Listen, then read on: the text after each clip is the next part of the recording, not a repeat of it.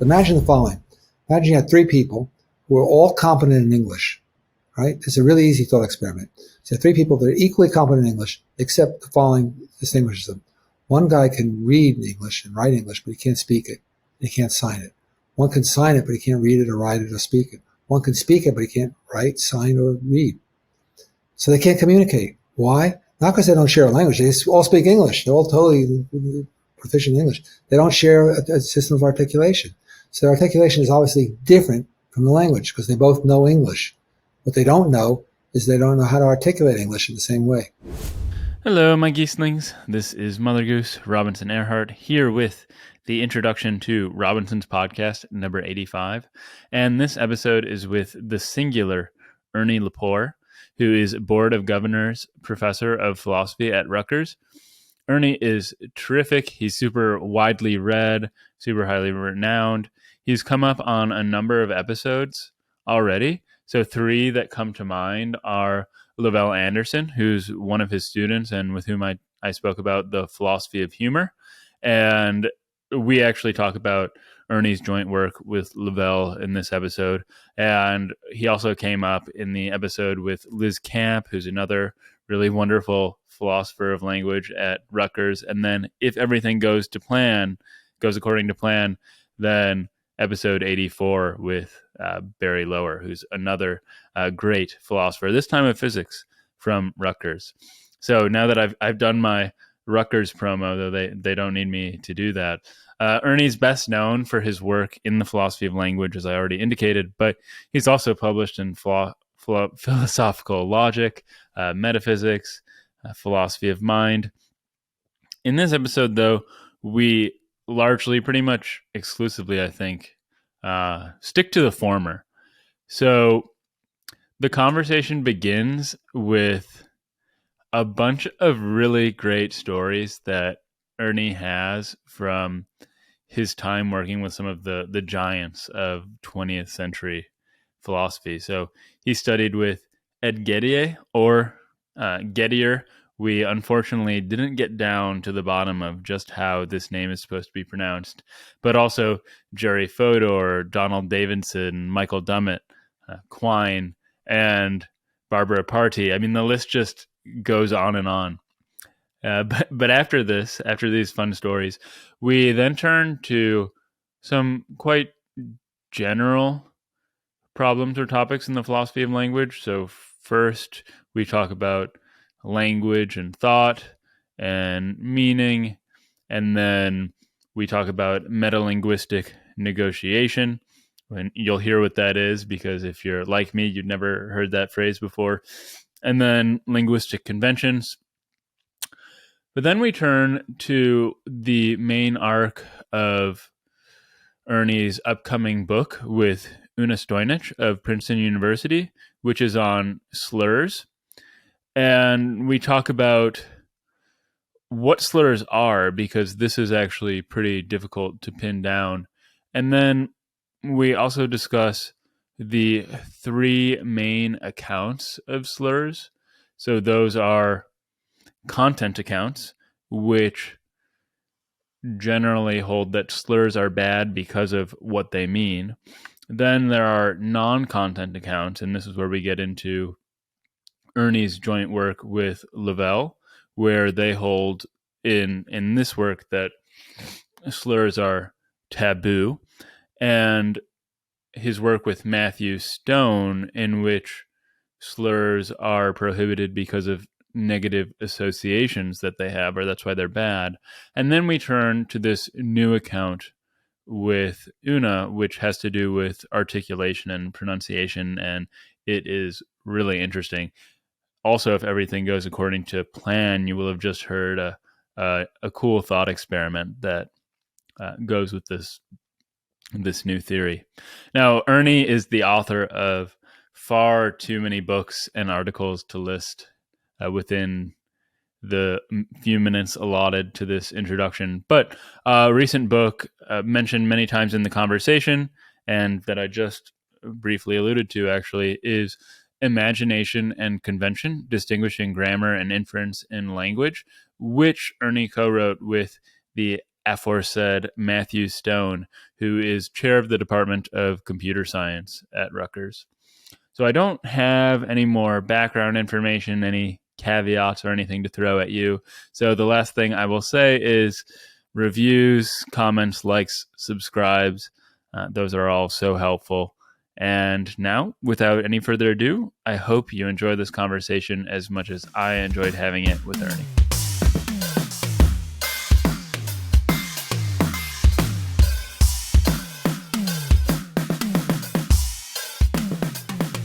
So, Ernie, I had planned on asking you first about how it was that you became interested in the philosophy of language in the first place, but then I saw that in undergrad you studied both philosophy and linguistics. And now I'm wondering whether it was philosophy of language that interested you first, and if you just wanted to have a strong background in linguistics to accompany that, or if it was just some topic in linguistics that made you jump over to philosophy for a different way of approaching the question.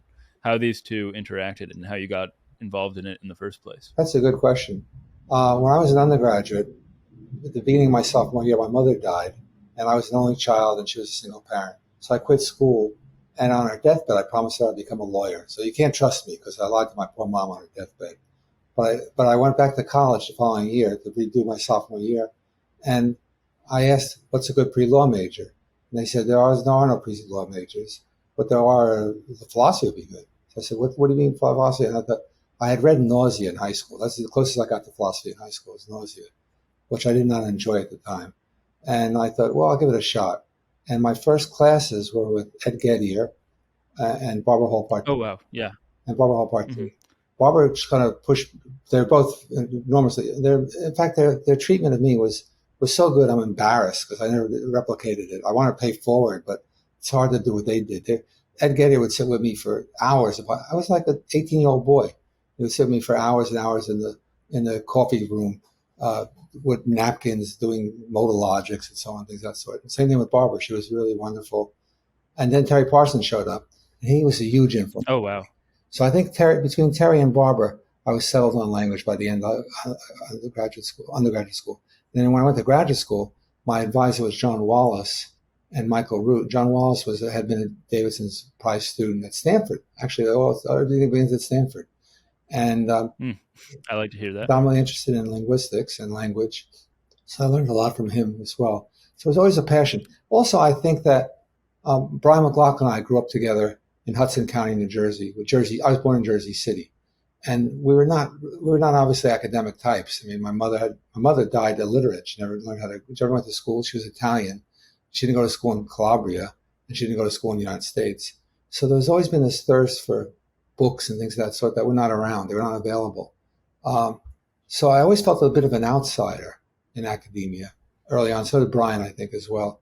And I think that philosophy of language drew me in because I thought, this is a way now it looks silly in retrospect, but I thought this is a way to improve myself.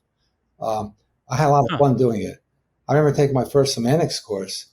I was shocked because I went in there and they were like all English majors. I thought, oh my God, they already know English. What are they doing here? They shouldn't be here. I'm the one who needs this grammar course. I thought it was a grammar course. And by the end of the semester, I was essentially tutoring everybody because it was basically a math course. And it had very little to do with English as far as I could tell. It would make me a better writer of that sort. So I got into it sort of in an unusual way. And the people were so generous with me that I kind of informally adopted them as my new family. So I've always been very close to them. And Terry died this past year, but I had remained close to him right until his death. And Barbara's still flourishing. She's in her mid-80s now. And I see her every year, or every other year there's a conference of alumni of UMass. And they treat me as though I didn't go to UMass as a graduate student, but they treat me as though I did. So I'm welcome to come to the events. And so I see my old teachers, what's left of them. They're all dying. But what's left of them? Barbara's still flourishing. And Bruce Ani is another one who's still there. I won't bore you with all this, but that's sort of the longer version than you expected of what happened. No, that's fine. Actually, since you mentioned Stanford and Barbara Party, I actually interviewed the chair of the linguistics department at Stanford this morning. And Is it Chris? Chris Potts, yeah. Yeah, I know Chris well. Yeah, so we had a really fun conversation. I learned a lot, and we actually talked a bit about Barbara. And that might have been off the recording though, and he mentioned that she's writing a book on the history of formal For a semantics. So long I'm time. going to reach out. She's working on it for a very long time. Sorry. She's been working on that book for at least a Yeah. decade. So I'm hoping I'm going to reach out to her and hopefully we can talk about it. Something about your response though that really jumped out at me, and I'm hoping you can say a bit more about it, is why you thought philosophy of language or studying philosophy of language would improve you, or why you thought of it as self improvement as opposed to some other area of philosophy. Well, I think what happened was when I finished my PhD. Well, when I finished what I thought was finished my PhD, I had my first job offer was from Notre Dame. I was heading out to Notre Dame that summer, and the graduate program contacted me and said, "You still owe us two languages." I said, "What?" He said, "There's a two-language requirement for PhD." I said, "There is?"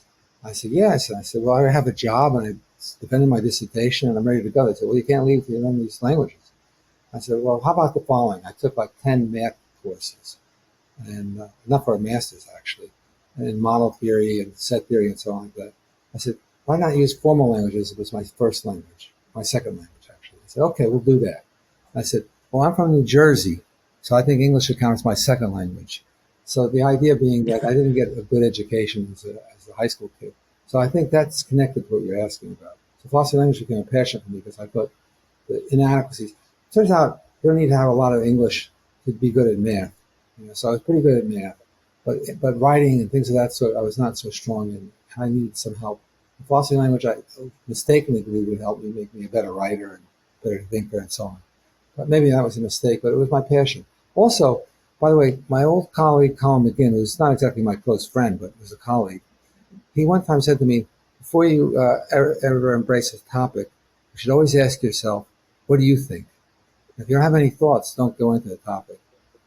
What he had in mind is the following: that the standard, at least in my generation, the standard graduate student would get to graduate school, and they would learn what Frege had to say, and what Montague had to say, and what Davidson had to say. And when you had a discussion with them, it was always like, well, Frege says this, but Davidson says this.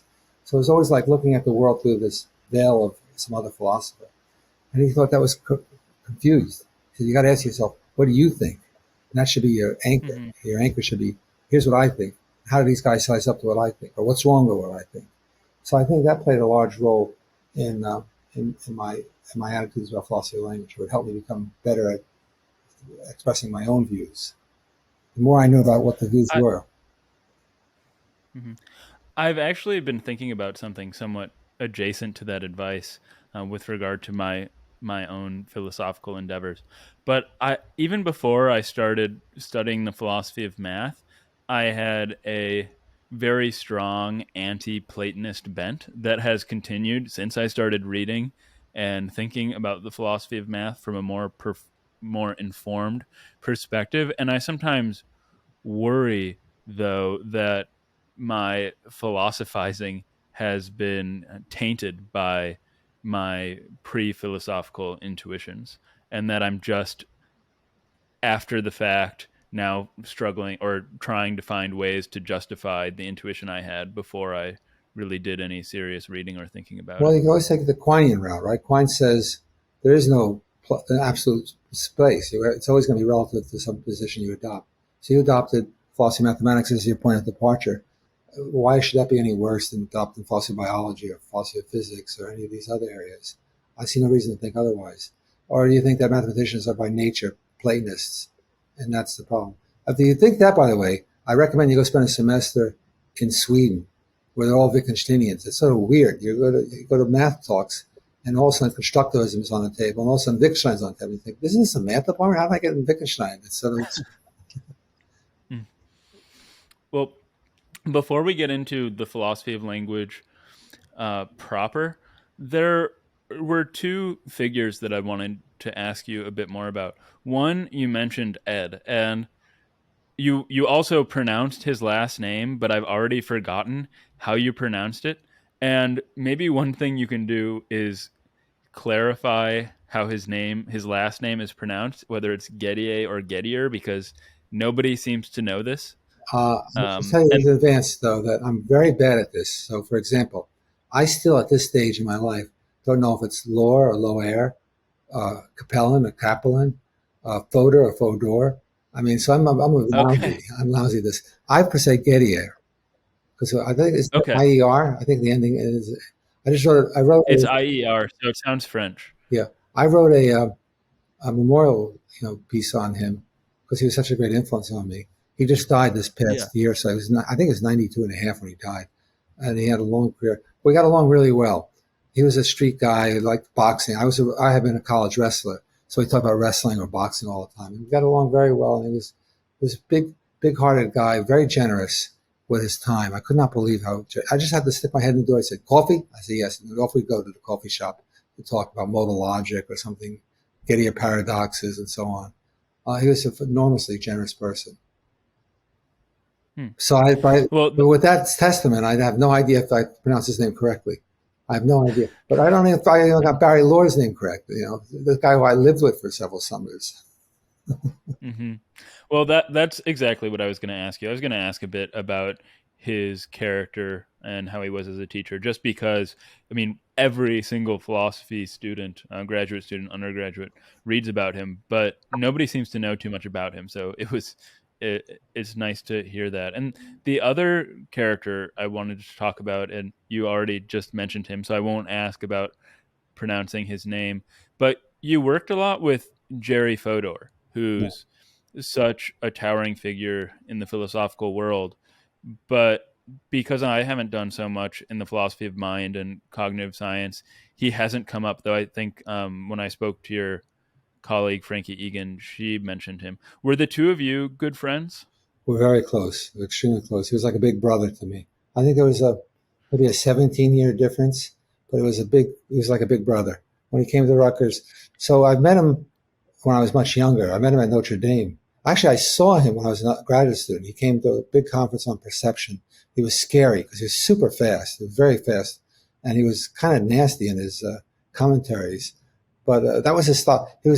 As Sue Carey one time said to me, the psychologist, Ned Block's spouse, she said to me, the thing about Jerry was he was an equal opportunity abuser.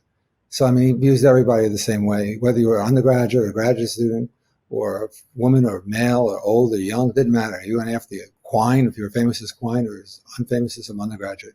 The first, Yeah, the egalitarian spirit. when I ran the Cognitive Science Center at Rutgers, the first thing I tried was to have a undergraduate course in cognitive science. So it was going to be the first time Fodor had ever taught undergraduates. He never taught undergraduates at Rutgers or CUNY. I think even MIT, he was just a graduate person. But he had not been undergraduates for a long time at least. And the very first undergraduate course in cognitive science, he was going to teach the first week of lectures. And he was very dutiful. I mean, he started pestering. This is going to be in September. In June, he's already pestering me saying, how am I going to teach this? It's very complicated. Give me some help. I need some advice on pedagogy and so on. So he prepared industriously for like 2 or 3 months. He gets in there and he tells his class how hard the material is. It's incredibly difficult. Please raise your hands as soon as there's something you don't understand. I care about your questions. It matters to me that I get across to you my ideas. Nobody would raise their hand. They were terrified of him. Finally, in the second class, somewhere towards the end, some brave soul raised his hand. And Jerry had just said, there are as many English sentences as there are natural numbers. So therefore, there are indefinitely many English sentences. And the guy said, why should we assume there are indefinitely many natural numbers? And he said, that's the most stupid question I ever heard. and, and, and no one raised their hand for the rest of the semester. They said, he caught us once, you're not going to get us again. So Jerry basically ruined the course by screaming at this kid. And even though he had begged the kid to ask questions, he was harsh. So by making him sound like a monster, he was not a monster. It was a lot No, of that's a fun. good story. He was a hilarious person. He was very, very quick-witted and very funny and always appropriately placed witticisms. Probably the wittiest person I ever met. Mm-hmm. His writing's like that. Yeah. It was fun. We wrote a book together, and we wrote maybe 25 articles. I think he owned me for the 90s. From 90 to 2000, I was Jerry's boy. I was happy to be collaborating with him. We wrote a book on holism. It was very good. But it was difficult for me because we wrote a book called Holism, and there were 6 chapters, 3 people that I cared about that we were criticizing, 3 people that he cared about that we were criticizing. So we agreed to be gentle on these people but apparently we were incapable of it. And my then mentor, Donald Davidson, was so taken back by the exchanges with Fodor that two things happened. One of which is he didn't talk to me for 5 years. I was in the doghouse for it took me 5 years to get out of the doghouse before he could talk to me again. Oh, wow. That was just rough on me. And the other one was he always referred to the book from then on as Fodor's book. And he thought he was complimenting me by doing this. Somehow this was somehow a compliment. So there it goes. So they did not get along. I remember at this famous APA session in Portland, Oregon. Must have been several hundred people in the room. And Fodor and Davidson were going at it, banging at each other. See, the problem that I created for Davidson was this. If Fodor interpreted Davidson, it was very easy for Davidson to say, well, Fodor doesn't understand the first thing about my views. He's misinterpreted me. But if I interpreted him, he's already in print saying how I was one of the best people alive on his work and that I knew his work really well and so on. So I lend credibility to the exegesis we were doing. So if Fodor and I agreed on an exegesis point, it was harder for Davidson to wiggle out of it. And this was very, as you can imagine, it was very disturbing for him. So after one of these sessions, they appeared where I felt like I was in the middle of Fodor and Davidson screaming at each other. Remember at one point, Davidson said that we had misinterpreted him. I said, no, Don, look on page. And Jerry said, Ernie, keep quiet. He says we misinterpreted him. Let's hear what his actual view is. This is the beginning of a 3-hour session with hundreds of people in the audience. And Davidson says, we're not here to discuss my view. We're here to discuss your interpretation of my view. He says, yeah, I know, but we got you wrong, obviously. You told us we got you wrong, so you correct us. Tell us what your view is. And he said, well, that's a complicated affair. And Simon Blackburn was the chair. He said, Donald, this is a 3-hour symposium. How complicated are your views? And then it started. And the screaming started almost immediately. And I felt like the abused child in the middle of these people because I was close with Davidson. Davidson was like a father figure to me, and Jerry was like a big brother figure to me. I remember after the session ended, I crawled back to my hotel room and I opened up the frigo bar and I had all those little bottles of booze in there. I just poured them all down my throat, went to bed and said, I hope I wake up and forget all this happened to me. And in the middle of the night, there was a little scratchy noise I could hear. And I got up, turned the light on, and it was a note from Davidson who was leaving for going somewhere or other. And he said, Dear Ernie, I still love you, but let's talk about these issues far away from the screaming Jerry. And that turned out to be false because he didn't talk to me for 5 years. That was the end of our relationship. Then we had a resolution, reconciliation in Girona, Spain, at a conference in his honor that I went to. But I think basically I had to write articles about Davidson semantics the rest of my life, rest of his life at least, in order to get back into his good graces. Well, this might not be what you'd want me to respond to, but what I find most amazing about this conversation or this story that you've just told me is I would love to have some insight into both of these men's psychology, that they're able to have this argument like that in front of 300 people, because that's just a level of confidence that I can't imagine when giving just like a little presentation. Frightens me. Davidson had this steely. They were very different. Davidson was he screamed at you silently. He asked Tyler Burge about him. I mean, Tyler Burge, I think, was in therapy for years over his interactions with Davidson. Davidson would just stare at you. He's one of these guys. I heard Austin I never met Austin, but I heard he was like this as well. They would watch you and wait for you to make a slip up, no matter how small it was, in the early paragraphs, and pounce on that. And then you'd be so distracted that from then on you were sort of unstable. And that was Davidson. He'd look at these steely blue eyes and just stare at you and sit back in a chair like this and just watch you. And you just you felt like you're being judged every moment. Fodor was more like in your face. I'm going to wreck you. I'm a wrecking ball. I mean, it was the original wrecking ball. And so it's very different. Davidson was screaming quietly and Jerry was screaming very loudly. And he would get exasperated. He'd always think he's going to have a stroke. He was so noisy and screaming and yelling all the time. So they were very different kinds of creatures. One of the things that came up in the discussion with Davidson, I visited Berkeley to teach for a semester in the mid-'90s. So we talked much more about Davidson that period and much more about Fodor with Davidson. And one of the things that was clear to me is that Davidson didn't have a high opinion of Fodor. He thought that what he was doing was kind of psychology. It wasn't really philosophy. And Fodor didn't have a high opinion of Davidson. He thought there was no arguments. It was just like a lot of gestures, assertions without any argument. remember one point he said, "Can you give me the damn argument for this position?" And Davidson said, "Well, it's a position in philosophical space." He said, "Oh, so you don't have an argument?" So he's always very polemical. And I think that there were very different kinds of people. Davidson was much more quiet and intensive, very intense. Fodor is much more like a street brawler. So they were very different people. They were definitely doing nothing wrong. Oh, but one time Davidson said to me that I think Fodor is very good at philosophy at the level at which he does it. That little add-on at the level she does it is sort of like saying, like for a kindergartner or something like that. Yeah. It's got some bite to it. And I remember one time I was very close friends with Michael Dummett, he was kind of a father figure. And I was visiting Fodor. I was giving the John Locke lectures at Oxford. And I asked Michael, why was he attending them? He said, "No, I don't go to them." I said, "Why not?" And he was a very dedicated, decent human being, Michael. It was not a smart aleck of any sort. And he said to me, "I don't share enough assumptions."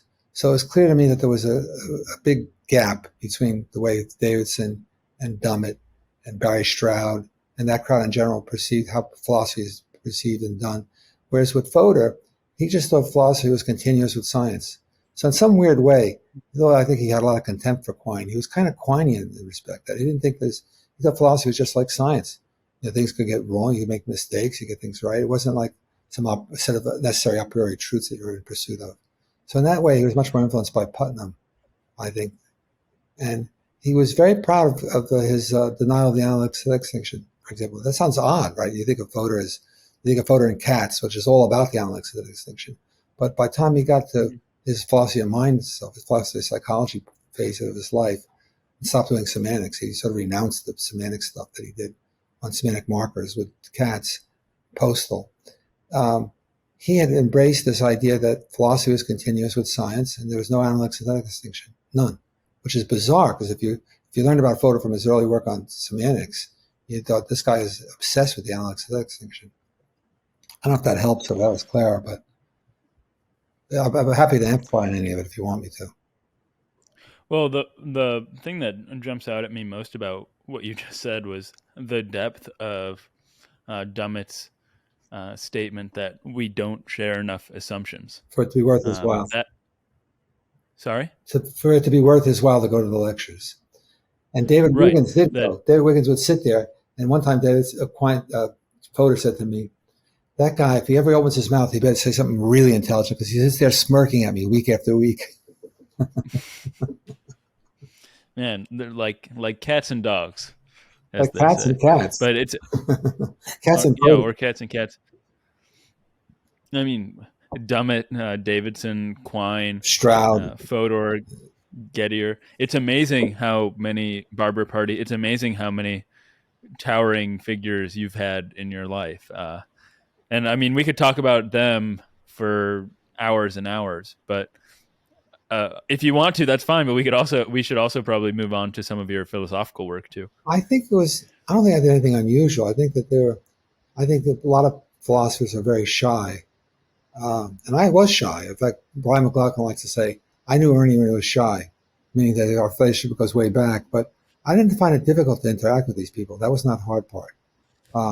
Quine, for example, was extremely approachable. I became very close friends with him in his life, and I'm still close friends with his children. These people are not unapproachable. I think some philosophers, put them on pedestals and they're afraid to approach them, but they were easy to talk to. You have to be careful. Quine didn't want to talk to you about Putnam's work, for example. One of the things I remember when I was at Notre Dame trying to tell Al Planiga about Quine's project, I could see his eyes glaze over, and he just didn't want to talk about it. He's at a stage of his career where he wanted to talk about Planiga's views. So you had to know a little bit about how the conversation should run, but they were all very. I can't think of anybody that I found unfriendly in that crowd. None of them. Putnam was friendly. They're all accessible. Maybe things have changed. I don't know. Well, there was this phase in philosophy in the 70s, I guess, where there were some very unusual people doing philosophy. I mean, odd people. I won't name any names, but it's obvious to anyone who remembers that period. And I think a lot of the senior members of the field weren't comfortable around these odd people. And I think when people showed up like yourself, let's say, who was relatively normal, and I think you're probably very normal, I hope, and it was easy for them. It was like a throwback. Now, these were guys who fought in World War II, liked to have their martini every night, maybe 2 martinis even, and so on, enjoyed their family life and so on, enjoyed traveling, and had ordinary lives by and large. And then the people they were interacting with, the younger generation of philosophers that grew up in that generation, were unusual. They were different. I won't go any further than that. But anyone who went through that period will know exactly what I'm talking about. Well, that was really fun. Why don't, for now, though, we turn to some philosophical discussion? And I think a nice way to get into some of the content is just to touch on a few basics first. So I had in mind some of the material in your course, Diversity of Interpretation and Communicative Success. Yes. And so first off, right off the bat, and I think maybe you gestured at this before we started recording, but what is the sort of simplest, most bare bones philosophical account of how we communicate thoughts to one another through language? Well, I think most people would say something like Grice's, even though I have a whole book with Mathew Stone on conventional imagination, which is anti-Gricean. But I think most people, even Fodor, was comfortable talking this way. It's not really it wasn't following Grice to the letter of the rules of law, but it was something like you have these communicative intentions. You want to communicate something. You think how best to get them across. You encode them in language, let's suppose, or you realize that in Grice's case, you have 2 ways of doing it, right? You can say what's said. That's the part that's encoded in language. Or you can do what's implied or conveyed, and that's the implicature part. That's the psychological part. There you rely on rationality. You rely on the fact that this guy knows the language and he or she is rational. That picture is that. So now under that model of communication involves mind reading, right? So the person has to figure out what your intention was in speaking. There's all sorts of cues. If you know the conventions of the language and you know the context in which you're in, you can kind of figure out what he or she is trying to express. That, I think, is the bare bones sort of common thread that runs through a lot of people's thinking on this. And the question, the debates are about how much of it is conventional. So, for example, for my generation, when I started off working with Parsons and Partee, Grice's work was not well accepted in that community. It was too loosey-goosey. It wasn't like Montague grammar, for example. And then along came Kripke, wrote this famous paper on speaker reference and semantic reference, and he said Grice is kosher. You can read Grice; he's okay. And also the stuff on scale implicatures came into play, which Kripke endorsed. So there's an example that he borrows from Grice in the article, in Kripke's article, about how you say you're watching a magic act and you're describing it to your friend. You say, well, then the magician took a white handkerchief and put it in the hat and pulled out a red handkerchief. And then you say, well, it looked red. Now, if any 2 sentences are compatible, or something is red and it looks red, there's no contradiction there at all. But somehow or other, saying the weaker claim after the stronger claim, according to Kripke and Grice and others, creates this idea that there's a disagreement between you and the other person. So if you follow a stronger claim, and Kripke calls it an anthropological, sociological, psychological fact about humans' interaction, that if you follow a stronger claim or a weaker claim, you're casting doubt on the stronger claim. That's supposed to be about the psychology of understanding. Mathew Stone and I argue in our book that, following the work of Julia Hirschberg's, that has nothing to do with psychology. It has to do with pure conventionality. That the intonation pattern, it looked red, rising, falling like that, it means in English that whatever I'm asserting now is in disagreement with what you're asserting. In fact, if you said it didn't look red, it wasn't red, you pull a handkerchief, it wasn't red, I said, well, it looked red, same disagreement. Now, notice if you said, yeah, it looked red, the kind of surprised agreement, you get a different result. That doesn't mean you disagree, it means you agree. So it turns out that you can identify these various intonation patterns, which are purely part of the English. They wouldn't work in Romanian, let's suppose, or in Mandarin, some of that. A tonal language, yeah, like Mandarin. Yeah. So it turns out that these are conventions that, in some sense, philosophers miss. So I had a subtitle for the book that philosophers are ignorant and linguists are confused. So linguists think a lot of stuff is pragmatic, but it's very rule governed. And philosophers think when they think of pragmatic, and they're not thinking of Montague stuff on context sensitivity. They're thinking of Bryce's work in pragmatics. It's supposed to be something about what a rational person would infer in this environment, given what this word means, and so on. And that was challenged by Mathew and I in this book numerous times. But the one easy example for a listener to grab onto is the one that this is an intonation pattern in English. And I think because philosophy is predominantly read, people in their minds reading, they have that intonation pattern in place. They don't even realize the role it's playing. So I can't tell you how many people that don't know this. I mean, they're surprised when I tell them, they say, that's not a convention. I say, it sure is a convention. Because look at these other conventions we have. So just maybe to paraphrase and get some clarification. So the convention here in this statement, this is read, is that the intonation pattern is idiosyncratic to the language and in some way arbitrary, and it conveys meaning. Well, it's and the question conventional. is, It's conventional in the sense that it's not a law of nature that someone says something in right, that way. In fact, more likely than not, if you're speaking a Slavic language and you impose that intonation pattern, you're going to get a bizarreness reaction. Say, like, what is that? What is he doing?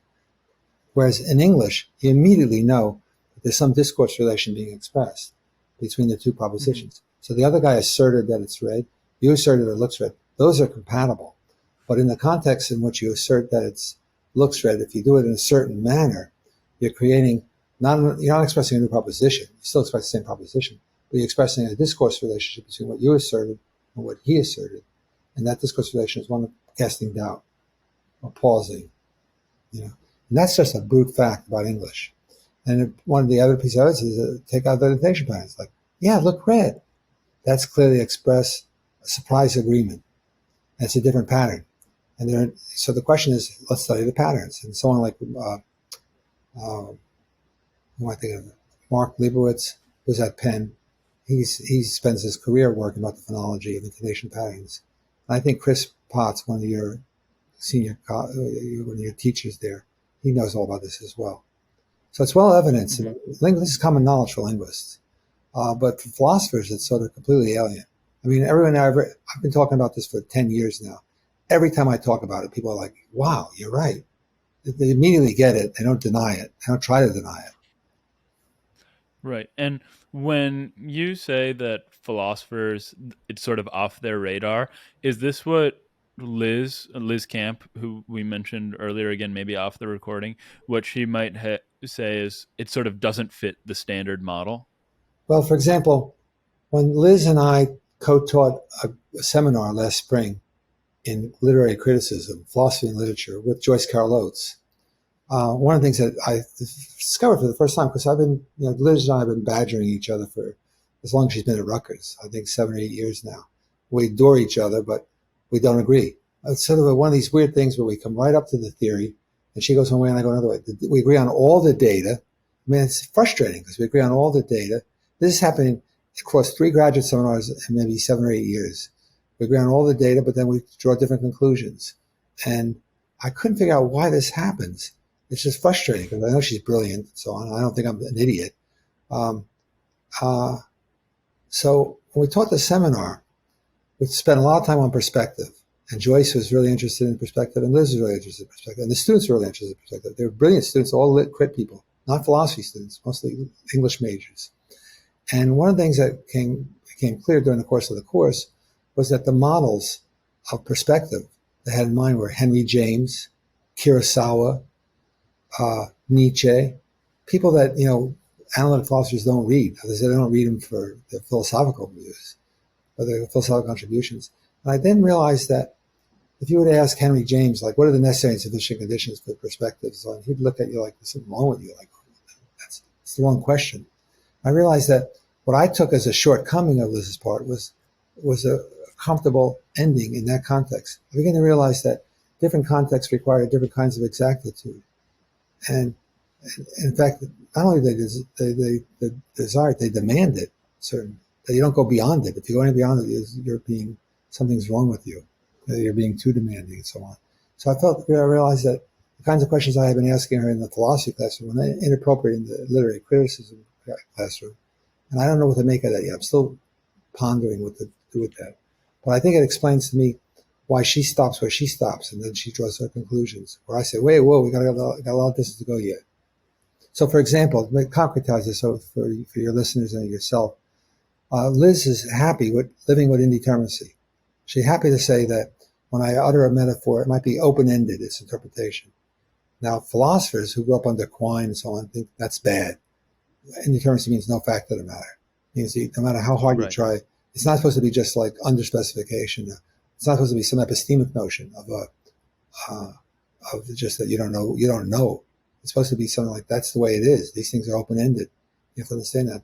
So that no matter how hard you try, you can never complete the interpretation. You might think, well, there's something suspect here. She doesn't find that at all possible. She doesn't find it at all feasible. There's some misinterpretation or there's some fault or something. This is the way she's happy to stop right there, and she wants to know why you wanted to go further. That helped. It doesn't reconcile everything, but I was sympathetic to this idea that, depending on how you're approaching a problem, what you count as an explanation might vary. Mm-hmm. Well, I have one last question about convention, since it's come up, and it might be something that you don't really have anything to say about. But I recently did an episode, it hasn't come out yet, with Frank Jackson and Graham Priest. So the three of us were talking. So that's odd. And it was all. Sorry? That's an odd couple. Yeah, well, it's actually not, because they both are Australian. Have done philosophy. Well, Graham's English, but they both did philosophy in Australia, and we did the entire episode just on the philosophy of David Lewis, because they were both friends of David Lewis. It's funny. It feels funny to call him by his first name. But one of the things that we didn't get to, because we spoke a lot about possible worlds and metaphysics, is his work on linguistic conventions, because if I recall correctly, that was his first major contribution to philosophy among many. And I'm wondering if you could say a bit or tell me a bit about what he had to say about conventions and what his contribution was. I think that when I read the book rather late. So I read the book in the 90s, long after I was out of graduate school. I remember sitting with Fodor one day saying, this book is phenomenal. Why didn't I know about it? How come no one talks about this book? He said, what are we going to say? David Lewis got it right. David Lewis got it right. He can only say that so many times. So it was his dissertation, which he had written with Quine. And Quine writes a preface to it, which is a little sneaky because David had added some stuff about modal logic towards the end of the book, some technical stuff that Quine would not Which Quine wouldn't have liked. He wouldn't have liked, but he was commenting on the dissertation. So it's a life-changing book to read in the sense that there's lots of frustrations with it. So Michael Rescorla, who's now at UCLA, he has a Stanford Encyclopedia of Philosophy entry on convention. And he goes through all the various criticisms from Tyler Burge and Ruth Millikan, Margaret Gilbert. A lot of distinguished people have written on what they find shortcomings in Lewis's ultimate picture. But the main point, the point about coordination, is one that I don't think anyone's challenging, and that's all you need. If you think you coordinate on an answer, right? That means there are alternative answers that were equally good. You could have chosen those. You chose the one. So in that sense, it fits in with your picture earlier. You said conventions are arbitrary. They're arbitrary in the sense that you could have had another one. You could have driven on the right side of the road or the left side of the road. The British could have driven on the right side of the road. We could have driven on the left side of the road. It wouldn't make any difference. They're both solutions to a coordination problem. How can we make sure we don't kill each other on the road? Well, we all stay on our side. So I don't know if that helps at all, but the main point I wanted to make was just that the view is not without its problems, and Rescorla lays them all out for us in explicit detail. Very useful piece, I thought. And but it's still ingenious that I've seen how to do this. And he took basically a lot of stuff already on the table from decision theory and put it together in a way, and game theory, put it together in a way that was accessible to philosophers. And I think it really changed the way people think. I mean, if you look at the early stuff by Quine and Dummett and Davidson on convention, it's very loose. But once you get to Lewis, there's very explicit, strict dictates that you have to satisfy in order to have a convention, as opposed to a custom or something to that effect. Another topic that I wanted to touch on at least briefly is meta-linguistic negotiation, because well, one, it comes up in this course, but it also comes up, I think you mentioned earlier, in a book project that you're working Right, on the moment right, on non-negotiable right. meanings. But so what I was wondering is, just based on the phrase meta linguistic negotiation, I'm wondering if it is just a linguistic exchange abstracted from the conversation at hand, let's say like in the object language. But it also occurs to me that metalinguistic negotiation could be silent. So, like, you and I might decide without using words before having this conversation that we're not going to use a ton of jargon because we know that uh, our audience might not understand all of it, or Right. something like that. Right. So let me see if I got this right. So there are classic examples that go back to either Grice or Schiffer, stuff on Grice. I think this is Schiffer's example. So there's a spouse who has a partner who confuses erotic and erratic.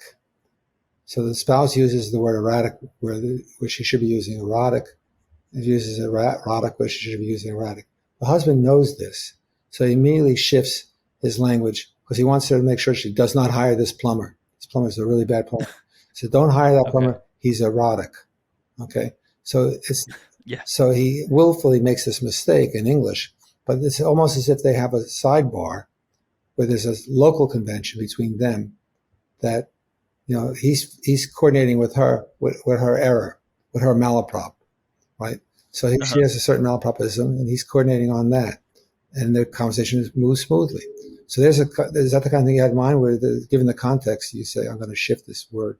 I know what the word means. Yeah, well, I'm asking if that is what you mean by metalinguistic negotiation. Well, I actually don't believe in linguistic negation, but that's a different story. Okay. I have, Well, then maybe I should ask you what the textbooks will say yeah. metalinguistic For negotiation is, and example, then maybe you could tell me why you don't. there's lots of cases of it. So the one that I remember, a famous one, is one that I think is from in Ludlow's book on words, where she's talking about this I think it was ESPN, some radio show I was listening to one night in the car. It was a sports radio, which is, you may know, at least on the East Coast, they get nasty and they're screaming and yelling and so on at each other. I think one of the guys called Mad Dog or something like that. Anyway, they're arguing about the greatest athletes of the 20th century. And some guy had said, Secretariat. He said, Secretariat? Secretariat's a horse. A horse can be a great athlete. They have this debate about whether horses can be great athletes or not. And so there's a case of metalinguistic negotiation, allegedly a case of it, because in English, athlete meant human being. And now the person's saying, well, we can add a horse to the list. And the question is, Right. how do you negotiate this? Or other examples, more important examples, are issues about rape and torture and marriage and so on. They look like they're being negotiated in real time. Was what counted as a rape 100 years ago, what didn't count as rape 100 years ago now counts as rape today, let's suppose. Or you can imagine someone saying, I agree with you, there should be no, you can imagine George Bush saying, I agree with you, there should be no torture, but waterboarding is not torture. Then you can have a debate about that. So is that the kind of thing you have in mind, those kinds of debates? I think so. Because I don't really have anything in mind at all, because the first time I came across the term was just when I was preparing for the conversation. It just jumped out at me. Yeah. Well, I don't believe in it. So one of the problems is Yeah, so tell me why you don't believe in it, that's a because it long sounds discussion. to me... It's a long discussion, but I can make a short version of it, very simple, is that if you Sure. think that there's a fact of the matter about what your words mean, right? It doesn't follow that you know it. Right? I mean, ignorance and error have dominated discussions of meaning since Kripke's Naming a Necessity back in the 70s or 60s, whatever it was. So we use words all the time without knowing what they actually pick out. Like I say, aspartame is a good sugar substitute. What is aspartame? I have no idea what it is. It's something. That's the stuff that you put in the coffee. I know. That's the best I can do. But there's a lot of things. I put milk in coffee. I put cream in coffee. I put all sorts of things in coffee. So that doesn't pick it out. So I think following Kripke and Burge and Putnam and even Gareth Evans, who's not an externalist, lots of philosophers have recognized that we're largely ignorant about what it is we're talking about. We speak, we use words comfortably and appropriately. No one says, hey, you're misspeaking. But if you asked us, what exactly are you referring to? The best we could do is this quote. We could say, well, I'm referring to aspartame.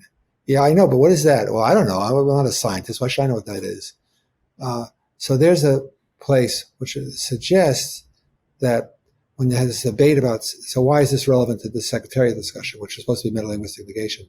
Well, if you take what I just said seriously about ignorance and error, right, then when the people are arguing over what secretariat means, right, you could view that as an argument about what exactly is it to be an athlete, what exactly what athlete means. You can see that as an argument, what is it to be an athlete? We're both ignorant. We think we know. We have theories about it, but we both be wrong.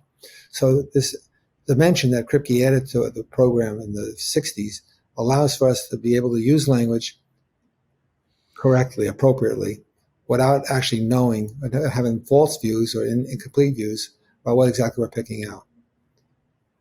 So notice that this allows you for the debate about secretariat, whether it's an athlete or not, that maybe they're both wrong. Maybe one's right and the other's wrong, but we don't know which, because we may not know exactly what athletes are. But that's different from saying we don't know what the word means. We know what the word means. It means athlete. But we don't know what they are. We don't know what is it to be an athlete. That might require sophisticated research of a sociological sign sort, and so on. See the idea? The idea here is rather than see this negotiating the meaning of a word, rather they're trying to figure out what the word actually means by going outside themselves and exploring the world. So one way of interpreting all this talk about deference and externalism in philosophy is to say that what philosophers really need to do is go out and look at the world if they want to figure out what they're picking out when they use words. That's not a linguistic project. That's a science project if you want. I don't know if that helps at all, but no, it definitely does. No, it's very interesting. you see the different takes at least. You see that I'm not agreeing with them about it being a linguistic debate. You have this book on slurs. Is it titled Slurs? It's called On Inflammatory Language, the Linguistics and Philosophy of Pejoratives. That's the subject. Okay, and is it in print right now, or is It's it in sitting review? at Oxford, but I think that we'll get reports back within a month or so. I'm assuming it will eventually come out with Oxford. Who knows? I mean, the whole world is awesome right now, but yeah. Well, whenever it comes out, I will it's of done. course mention. It's completely done. I mean, maybe some referees, they call them readers. Maybe some readers will have something to add to it, but we feel like it's done. It's co-authored with me and one of my former students who's now a professor at Princeton, Stojnic. Yeah, well, whenever it comes out, I was just saying I will certainly mention that in an introduction to some future episode, or maybe we would talk again with Una or something to speak more about it. She's a phenom. Yeah, it's worth talking to her. Yeah, but for the moment, I think a good thing to start with is what is a slur, because you describe defining them as somewhat thorny in its own right. So how do they differ from other pejoratives that you're less focused on in this book? That's funny because you think you're starting out with the easy question. You're actually starting out with the hardest question. Nobody has an answer to that question. It's hilarious. If you look into the literature, no one ever actually tells you what is a slur. They say, well, it's a pejorative expression to pick out groups of individuals on the basis of religion or politics or sexual preferences and things of that sort. That's the best they can do. It's hardly what you call definition. So it's an interesting fact that literature carries on without any definition of the key term, without any real. Some people have said the difference between pejorative expressions and slur terms, and as a subclass, is that the other pejoratives are based on individual properties that individuals might have, whereas with slurs, when you use a slur, you're talking about a group of individuals and you tie them all together. So when you slur one person who's an X, you're slurring all the X's, right? That's the claim. Robin Cheshin has a paper when she says this is very murky, and I tend to agree with her. It's a very murky distinction. It's not clear where individual stops and group starts, or where groups starts and individuals stop, and so on. It's very murky. It turns out you can write a lot about this literature without having an answer to that question. Not surprisingly, I guess. You don't have to. Well, as long as you know when you have one, that's good enough. Even if you can't. Yeah. Mm-hmm. Well, Methodologically, I guess before we get into some of the content of the book, though I think this actually does come up a bit in the introduction, but methodologically, how do you go about or deal with the task of writing philosophically about slurs when it's extraordinarily risky or dangerous to token them? Well, So, some t- philosophers, even, I'm sorry. I was going to say, I mean, sometimes even just trying to explicate them, what they mean without saying them, could be found offensive to some people. And we don't have to go into what's going on with Oxford University Press right now. And I think you might have mentioned that there's a whole hubbub about speech and offensive terms. So it's just very much in the air right now. So I'm curious about how you deal with that in this book. Incidentally, I liked how you used the word mudblood from Harry Potter That's how I to deal with good it. effect. So, interesting enough, and I'm dealing with it more than most people want to do it. So Liz, for example, thinks Tim Williamson, Liz, most people who write on the topic think if you put quote marks around a slur term, it's okay to use the quoted expression. That doesn't carry with it all the bad feelings that are associated with the assertion of the expression, or the use of the expression. So they draw the distinction between mentioning a slur term and using a slur term. Tim Williamson is very adamant about this, and that if people are offended by the mention of a slur term, they're confused. They have use mention confusion. I don't buy it that way at all. I think that Oh, really? no, I believe that the mentions are very bad. In fact, Randall Kennedy, who wrote a book, a National Book Award for his book, the N word is the title of the book. And he and somebody who's a law professor at UCLA are writing a new edition, I think, or a sequel to it. And they wrote to me saying, look, you yourself have said that quoted slur terms are pernicious, and we agree. But you quote them all the time in your paper. And I said, I did. And they had one of my first papers. So I wrote a paper in the aughts with a then graduate student, now professor, tenured professor at Syracuse named Lavelle Anderson. And Yeah, he's been on the show. Lavelle is African American. And I think Yeah, he lulled me into thinking it was okay to quote these expressions, which it's not. Certainly not for me, at least. So you're going to get the same. Now you could just say it's a theoretical, that there's a huge theoretical confusion in the community at large. But if you have a way of explaining the data without attributing false beliefs, confusions and false beliefs to others, I think that's preferable. So what I'm now offering is an account of why the quoted expressions or the example expressions. So, for example, a lot of philosophers think that in a pedagogical context, you can quote these expressions without offending anybody, or they shouldn't be offended. Or in a play or a movie, some artwork in general, you can quote these expressions without offending people, or they should not be offended. Things of that sort. Liz is one of them. I find it that people get squeamish, even if you're quoting them, or if you're putting in a kind of meaning context, like quote X means X. Imagine replacing X with a slur term. There, you're not using the slur term. You're not mentioning it. You mention it in one part, but the other part you're kind of quasi-using it. You're describing a meaning to the expression. People would still find it offensive. Now, you could argue that they're all confused. That's your theory. Your theory is that mentions of quotes are inoffensive. If everybody is offended, they're wrongly offended. They're confused. I find that not helpful. And I think I've made enemies over that because people think that if I challenge their views on this, I'm basically charging them with xenophobia. That I'm basically calling them a xenophobic because they're ignorant of the offenses. I think the simplest way to see this is that there are two ways to cause pain, right? You can cause pain, that's downstream, but upstream you might be a reaction. So I might think hard about what you said and conclude that it was a mistake for you to have said it, but I might still be stung. So you might use the N word in front of me in the context of teaching it, or it might be you're ignorant. You just didn't know. You're a foreign speaker. You didn't know this was a bad word in English. So you speak this word, and I might say, "Oh, I'm stung." Right? As soon as I hear it, I'm in pain, I suppose. But from that doesn't follow you did anything wrong. That's downstream, right? That's much further down the list. You go through all the reasons. You say, well, the guy didn't know what he was saying. Or it was a child. Child didn't appreciate the import of his expressions. Or it was a play. or it was a philosophy class, something to that effect. Those might have impact on how you react after the original pain. But the original pain is there, and that can't be denied. I think what people are missing, which I think must be a common distinction in ethics, is the difference between the causal notion and the rationalistic, intentional notion of pain. You know, there's the pain you receive from having witnessed someone do something immoral, and there's the pain you receive just from like someone punching in the face. And what I'm talking about is the punch in the face, the sting that the slur term provokes in you when you hear it, even if it's, or when you see it, even if it's in quotes. Right. Right. There's the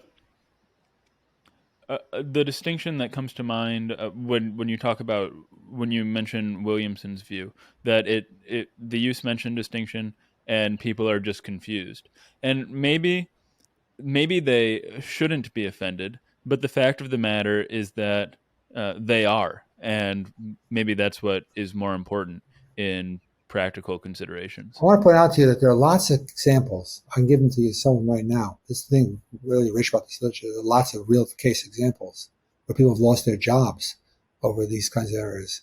So there's a famous example from Baltimore where a guy is speaking, I think it's a city treasurer, someone bursar or someone working for the city government involved with the finances. And he uses an adverb. He's speaking to a largely black audience, and he uses an adverb which means cheap. You know, it's the N word. Yeah, I know the adverb you're thinking of. And people go nuts. Now, initially, you could just say, well, they're confused. They thought that word was historically connected, so etymologically connected, some way connected. It has no connection at all. Now, what's fascinating is that the reaction to this was, you can imagine, a boatload of op-eds. And you could pretty much tell the race of the author by the reaction. All the white authors said, "What's going on? These people don't know they don't know any Latin or something. They don't know something that if they knew they wouldn't have been offended." And you got a lot of black writers saying, "Well, let's see. There are 32 synonyms for this word in the OED. Why did he pick this one, which is hardly ever used? No one ever uses this word. And he's talking to a largely black audience. Why didn't he think ahead?" So it's suggesting either his intentions were not benign, or he didn't think it through carefully when he said it. Now, here's the main point, though. Years later, like now, for example, the word's still tainted. It's tainted, even though everybody knows now it's not etymologically connected in any way, historically connected in any way to the actual N word. But people prefer not to use that word. That word has become banished, if you like. So that's hard to explain. Another example is a guy at USC who was teaching business English to Americans about Chinese, about Mandarin. And he told them that what's the correspondent to when you're thinking, so you don't remember what you have to say. You say In Mandarin, they use the third person pronoun, demonstrative pronoun, that, the translation of it. So they go that, except it's pronounced the same as the N word. That's just a boring fact about Mandarin. In Mandarin, the third person demonstrative pronoun is pronounced as the N word.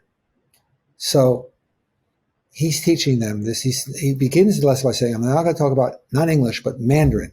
Here's the word in Mandarin." And people get freaked out. They begged him to stop using it. And I don't know what happened to the guy, but I think there was some level of punishment. But the point being is that this is a case where people knew he wasn't speaking English. They knew he wasn't using the N word because this is it's not a word in Chinese. And yet he got in trouble for it. They were stung. So that's a case. You might say they were all confused, but they knew what language. The guy was teaching them Mandarin. He wasn't teaching them English. And they knew the N word does not exist in Mandarin. Yet it sounded like it. So that's another kind of example. I go on and on with examples like this, but they're all examples that are intended to challenge the claim that people either are making use, mention, confusion or don't realize they're making use, mention, confusion. These are cases where they're not making use, mention, confusion. They couldn't possibly be making use, mention, confusion. And now returning more to the book, what does it mean for you to give a philosophical account of slurs? What are the sorts of things that you're endeavoring to explain, and the difficulties that arise in doing so? Well, the main thing is that I have 3 episodes in my life, three periods in my life where I went back to slurs. In the aughts, I collaborated with Lavelle Anderson. He was a third-year graduate student. He wanted to read Williamson on slurs. I was shocked that Williamson had written on slurs. I said, "You mean Tim Williamson from Oxford?" He said, "Yeah." "On slurs?" He said, "Yeah." Turns out that his paper had several misfortunate facts about it. One was that he was writing about conventional implicatures because he thinks that slurs are like conventional implicature items at a time when Chris Potts's book was just surging forward. I don't know if you read the book or not, but one of the key parts of the book is that no paradigm example, no example that has ever been proposed as a conventional implicature item in Grice or anywhere else, Kripke or anyone else, turns out to be one under Potts's analysis. So in the Potts analysis, slur terms, conventional implicature items are like appositives. Like Robinson, who I'm now talking to, is at Stanford. So it's like who I'm talking to, that part there. It's sometimes called non-restrictive relative clause, sometimes called an appositive, like J.F. Kennedy, the President of the United States, was assassinated. So that's not like but or any of the other examples of implicatures that Grice and others use. So that's an interesting fact by itself. But independently of that, if you look at the paper, it's more in the style of, Dummett, I don't know if you know this, but Dummett wrote on slur terms, and Bob Brandon wrote on slur terms as well. But all three of those authors, Williamson, Brandon, and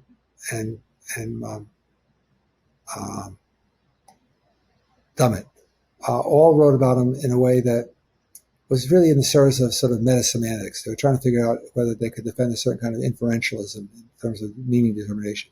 So, like someone might say the meaning of the word "and" is the fact that P and Q imply a P, or P, comma, Q entail P and Q. You don't understand the ampersand.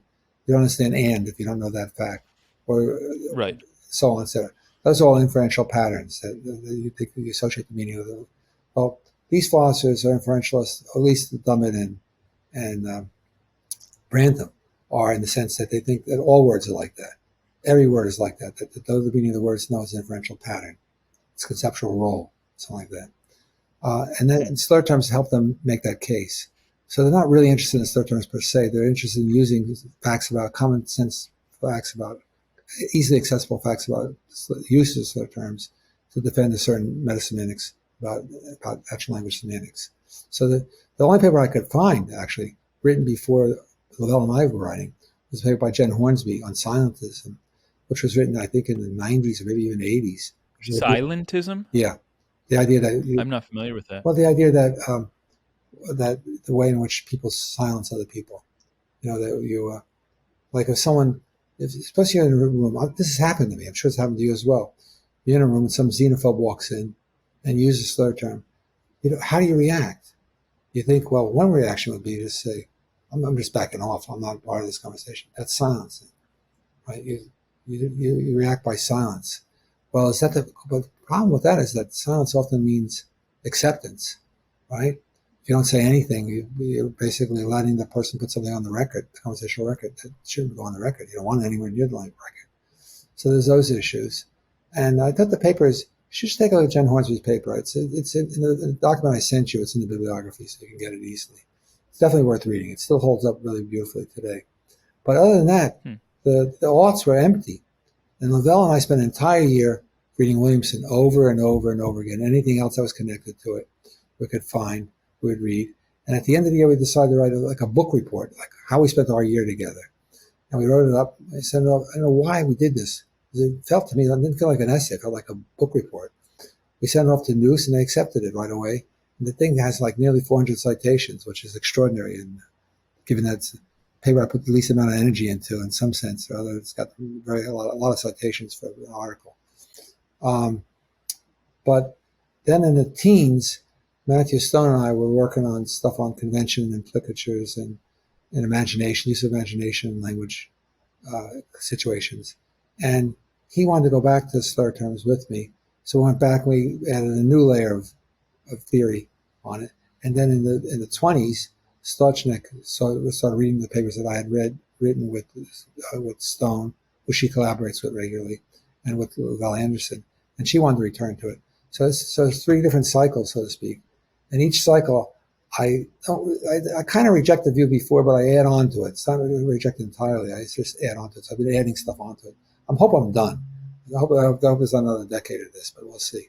So writing the book I think one of the things that's interesting is that when we wrote our original article, we realized immediately that the dominant view was that whatever makes slurs offensive, it has something to do with their meaning. That was the dominant view. Is that the pejorative content Yeah, account? that's the pejorative content account. Okay.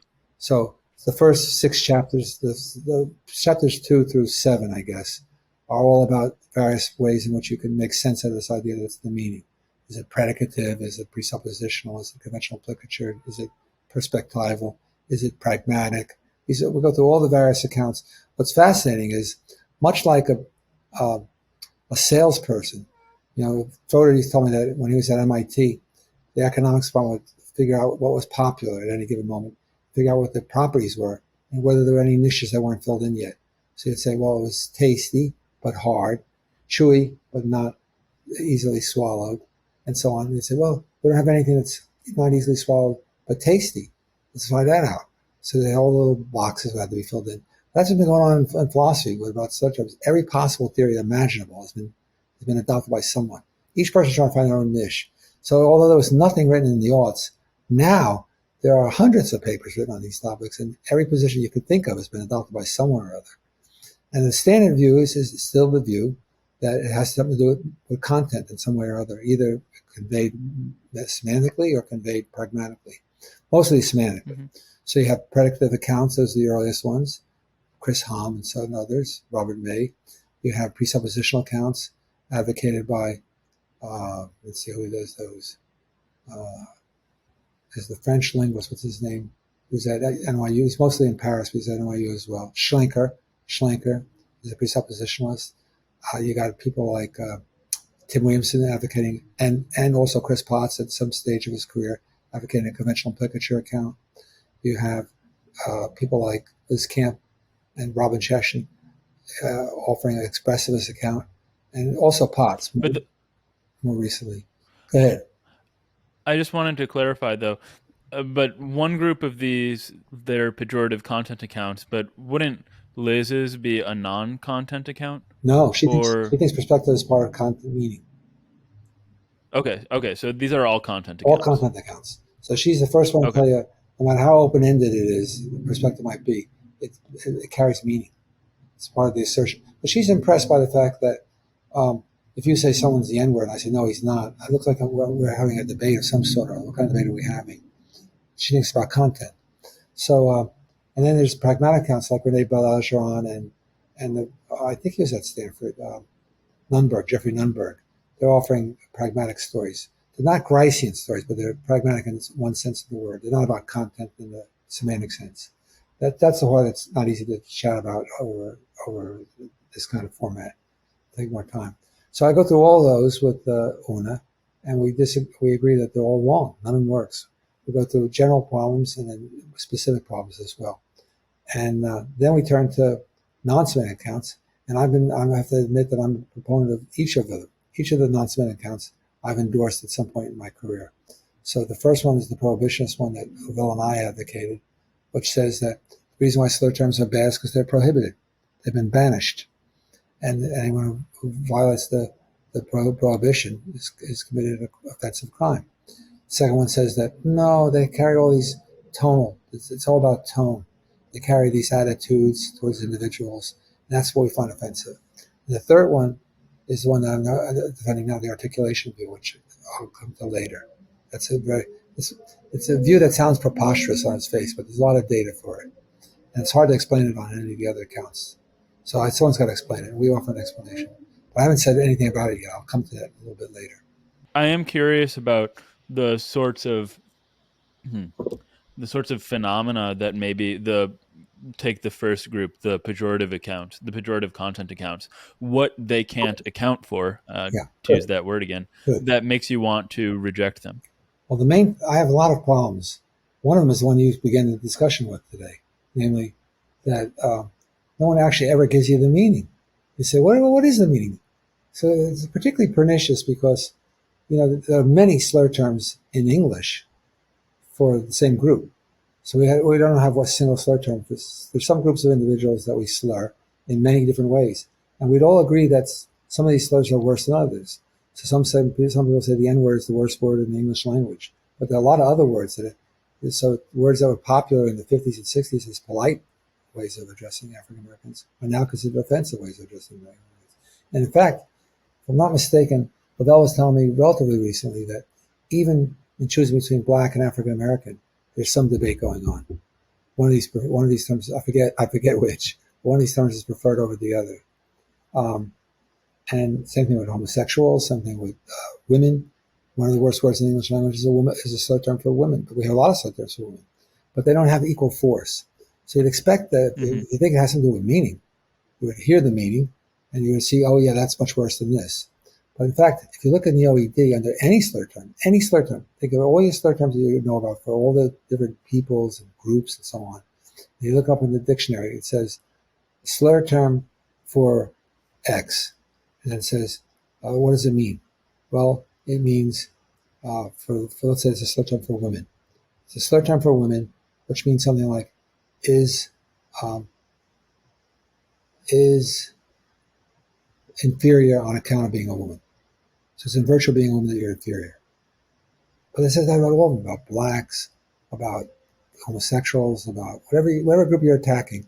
It's the same entry. They just changed the group that you're picking out. So the name of the group changes. But if that were the case, then how do you explain that some slur terms are more pernicious than others? If it's all about meaning, you should be able to spell it out, but no one ever does that. So that's one problem. One problem all accounts have is no one actually ever gives you the meaning. They don't give it to you. It's unspecified. Okay, you want to jump in? Yeah, I wanted to jump in because I wanted to ask if this was another problem for the pejorative content accounts. It's difficult to account for why some groups of people can use a slur and Right. it not have pejorative content Right. or be interpreted as a pejorative, whereas if another group does, it is highly offensive. Right. And if the content is just contained in the word sort of inherently, for lack of a better term, this doesn't seem to jive with actual experience. But the standard way out of this, like Mark Richard is a good example. Here's a book they wrote, I think, in the 80s. Maybe not. Mark Richard Yeah. of Harvard? Yeah, of Harvard. Well, I don't know of Tufts, but he's at Harvard now. When he wrote that book, he was still at Tufts. I think. Maybe he was at Harvard. He's been at Harvard for a while now. But anyway, in that book, when he considers reclaimed uses, he says of them, they're ambiguous. They're another meaning. But it's a weird kind of ambiguity. It's usually thought to be an accident. Like bank is ambiguous because it comes from Old Norse and Old French. And in Old French it was spelled B-A-N-Q-U-E, and in Old Norse it was close to B-A-N-K. And it turns out that now they're homophones, but that's an accident. So most people think of ambiguity as accidental. But this doesn't look accidental. They don't think that the nice word that blacks use with each other, the reclaimed use, they don't think of that as a different word or a different, altogether, or an ambiguous reading of the bad word. So that's one problem. That seems to be the common view for the predicativist is to say, for any pejorative content view, is to say that it has a different content, which seems crazy. It seems as though its ordinary content plays some role, right? I mean, you think that the same associations are there, but there's something done, some kind of speech act which flips them in some way or other. But one of the things that's hard to explain if you think it's ambiguity is, why can't you use it? If it's just ambiguity, why can't you say, oh, I don't mean the bad one, I mean the good one? When I spoke, right? Yeah, why can't you do that? So what's prohibiting you from doing that? If it's about meaning, why can't you say, I mean the good meaning, I don't mean the bad meaning? It doesn't work like that. It was very funny, very interesting. In fact, I was one time with Lavelle in the hallway with other colleagues of mine, and one of our former colleagues, no longer at Rutgers, came up and he slid next to Lavelle and the rest of us and said, "Hey, Ann," like he was like it was his buddy, and we all like, whoa, we all backed up like, we're not here. I'm not even. And then the guy finally left, and Lavelle said, "That guy's an asshole." Wait, was he a white guy? Yeah. He wasn't a white guy? Yeah, white guy. He thought he thought it was so cool that he could get away with dropping the N-word because he was cool. He could reclaim it. He was reclaiming the N-word. Oh my God. Didn't work. Kind of fell flat on its face. I don't recommend it to anyone. No. But on the other hand, when I was lecturing, I gave lectures on this topic in London so did Liz, couple months ago. And it was in this Foyle's bookstore, which was open to the public. It was a Friday night. I thought it would be empty. The room was packed. There were maybe 150 people in there. But they came off the streets. They weren't like philosophers. These are people that were bored to death. It was Friday night. They wanted to do something. Free lecture on slur terms. And I expected the worst to happen.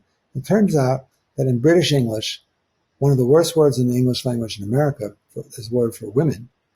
But in British English, they use it like it means like jerk. It's not a terrible. Oh yeah, I know the word. But how did that happen? Like how does that happen? It's like guys call each other that all the time, and it's people who you think of as being pretty cultivated use that term. I've heard Michael Dummett refer to someone. I heard Simon Blackburn refer to Michael Dummett with that word. I've heard Michael Dummett refer to someone else with that word, and so on. I just think these are gentlemen. How do they get away with this? So it's alarming. It's jarring when you first hear it. That's exactly the word I was thinking. Jarring. It is jarring. So the point I'm making is the specification problem is always existing for every account I'm aware of. There's a specification problem. That is, they cannot specify the meaning. I don't think I can either. But I'm not a meaning theorist, so I don't have to specify the meaning. I actually think the word just means no more than what its neutral counterpart means. So the N-word means what black means, or whatever you think the neutral counterpart of the N-word is. That's my theory. That's the end of my semantics. It's a rigid referring term, picks out a property being African American or black, whatever you want to call it, and that's it. We're done. Now let's get started. Now what's my theory? What's my non-semantic theory or non-content theory? I offered 3 different attempts. Well, maybe if it's okay, I'd like to talk a bit more about the first 2 because, like you mentioned, you've endorsed 3 over the past some years. But if you want to go into the third one now, that's fine too. We'll save it for last. I'll show you why the first 2, what the successes of the first 2, and then I'll get to the short. Yeah. So what I had in mind was the first that you've already mentioned, which is your joint work with Lavelle, where I think the non-content has to do with taboos, and then the other was in joint work with Mathew Stone, who we've also already mentioned. And I understand that the salient feature here of the slurs is their association to negative content. Or it's not their association to negative content. It's association. Yeah, negative associations. And by the way, I would point out to you that it's the first 2 combined because the words are prohibited. So what was missing in the first one was it was putting the cart before the horse. I said these words are prohibited and that causes pain. They said, well, yeah, but they're prohibited for a reason. The reason why they're prohibited. Well, now that period in the teens, I was saying they're prohibited because they have these bad associations. So when you token one of these words, right, you provoke all these associations and they're painful. Some people, xenophobes that love it, maybe perhaps. Ignorant people might love it. But people who don't want these terms to be used, they feel the pain immediately because they have all these negative associations. Much like, imagery or tokens. There's certain things, gestures with the hands, they're supposed to indicate certain kinds of uses of pejorative. They have pejorative tone to them, so on. So we're saying that same thing with words. Their associations bring up these bad feelings. So those are the 2 views. I can elaborate if you want, but that's pretty much it. Yeah, please. I would love to hear you elaborate on it, and then I would also like to hear why you eventually decided to move away from them. Well, I'll do both at once. So the reason why I so the first one just says that people complained. They say, well, yeah, why were they prohibited? You have to tell someone why they're prohibited. And that's where the meaning comes in. I said, well, that has to be meaning. It could be associations. And that's what Matthew and I added. So we say the tokening of the word is a violation of prohibition. And the reason why it's prohibited is because it provokes you to think about these associations, which you don't want to think about. Remember I said to you that a lot of times you feel like you're being punched in the face. You don't have any control over that. Same thing when you hear a slur term, you're stunned. You're like, whoa, I can't believe you just used that word. And then Liz and others, one of the problems about writing about slurs is you want this thing because you want people to realize that there's something worthy of discussion here, that you want to explain this way. On the other hand, you're guilty. You can't have it both ways. You can't say, I'm going to sting you now, but it's okay. I'm allowed to sting you. Why? Well, because I'm a teacher, I'm an actor, I'm a foreigner, I'm a child, and so on. That doesn't get you off the hook. automatically. You have to reason your way into that. You say, well, he didn't really know what he was saying, or he meant it to be just pedagogical. But, a lot of people, like, for example, Spike Lee was really down on Quentin Tarantino's various films. Right. They're saying, you're white. Because Tarantino said, wait a minute, you do the same thing. He said, I'm Spike Lee, I'm black. It's different. And then they say, what the hell's the difference? One's black, one's white, and so on. It made a difference in some way or other. So even though he was doing it for the sake of, or another example that people bring up is take, what's the film he made about? He made lots of films about racism, Spike Lee. Django Unchained? Yeah, take Django Unchained versus the one about Jackie Robinson. I think it was called 54 or something like that. I think it was called Jackie Robinson. No, it was the number he wore. The number he wore when he was with the Brooklyn Dodgers. I think it was 54, maybe. We'll look it up. Doesn't matter, though. But anyway, they asked you to compare these two. Well, the N-word was used in the Jackie Robinson film because they wanted you to see. It was shocking to me because it was the coach of the manager of the Philadelphia Phillies. You think that's north. That's not south. Cursing at him from one dugout to the other, saying, "Come on, Ed, get up the bat. We're going to kill you. You're a monster. We hate you. We've been sleeping with your children," and so on. Just horrific things. This is Philadelphia against New York. You think these are it's not like Alabama against New York. So it's shocking to see what's going on. And apparently all this really happened during Jack Robinson's first year in the pros. So you could say, I get that, but in the Quentin Tarantino case, you might say, well, it looks capricious. He didn't need to do that to make his point. So there are all these issues at play, But the question is why? Why are they at play? And the answer that Mathew and I offered is because of these associations. Mm-hmm. So I was just going to ask, just to make sure that I'm on the same page, as opposed to, so since we've been using the N-word as an example, as opposed to saying it is bad because of the content, because, the content, if the content is just black, it's not bad. When you combine these two non-content accounts, the idea is that the N-word is prohibited because of the negative associations that the N-word has with slavery, subjugation, colonial, all these sorts of things. Yes. Okay. Also, don't forget this. You got to remember where we are in the dialectic. We're at a stage in the book where I allegedly have established that all the preceding views, all the content views, have failed. And the giant argument, the big argument, there's individual arguments along the way against each account. But there's the overarching argument is the problem of hyper projection, which is that even out of quote marks, they project whatever it is about these slur terms that makes you feel bad when you're confronted by them. If you're not a xenophobe, they jump out at you even when you quote them, even when you're quoting them. Right. So that can't be content because the presumption is that when you use a quote, you freeze the content. Content's no longer in play. Right. Interesting. I like this word hyperprojection. I haven't encountered it before. The word. I created that word. And then what I mentioned. Oh, well, thank you. It's a good word. I think I took it off of Church and, hyper intentional, in talking about Church's account of Frege. The old examples that Burge endorses as well as he wondered whether a fortnight was 8 weeks. Was it fortnight was 2 weeks? A fortnight's 2 weeks. 2 weeks. Yeah. Yeah, and because fort is 14, just like they used to use sennight for 7 nights for a week. Okay. Anyway, getting back to where we were, I've gotten rid of all the meaning counts because the data survives quotation, and it also survives context. So I said, Liz, some people are uncomfortable here. So, for example, Mathew and Una, what helped me in collaborating with them was that they were two people that got really anxious if you even quoted a slur term. So they said, you can't quote slur. I said, well, how are we going to talk about this topic? We can't quote them. How are we going to get across to what our topic is? So, for example, I published a couple of articles. I don't know if you knew this, but I published a couple of articles in the New York Times about slur terms. And at one point, the editor of the New York Times wrote to me and said, now, Ernie, you do realize you cannot use the N-word. I said, I would never use the N-word. In my life, I've never used the N-word. He said, no, you can't use the N-word. I said, I know. I said, I would never use the N-word. They said, no, you can't use the expression, the N-word. I said, what?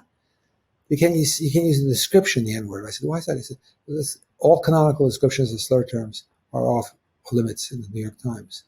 I said, well, how am I going to talk about this topic then? A word that begins with an N, ends with an R, I have this elaborate description. And it was very hard to write that piece. So I was under the guidelines. The rules have changed, by the way, as far as I could tell. At that point, this is in the aughts. I was writing for the Times. I wrote 2 or 3 pieces for the Times on this topic, New York Times. I was bound by this rule that I couldn't use any expression that was canonical for picking out the group. That was odd. But anyway, the accounts that I offered so far, the prohibitionist account and the prohibitionist plus association account, both those accounts can account for why even a quoted expression is bad, because it's token. The expression has been tokened. It's inside a quote mark, but there it is. It's sitting right there. The word has been tokened. Okay, so that's where we are when we get to the last part of the book. Now what drives us?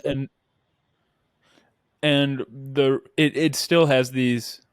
It still has this negative pejorative force because it's been tokened.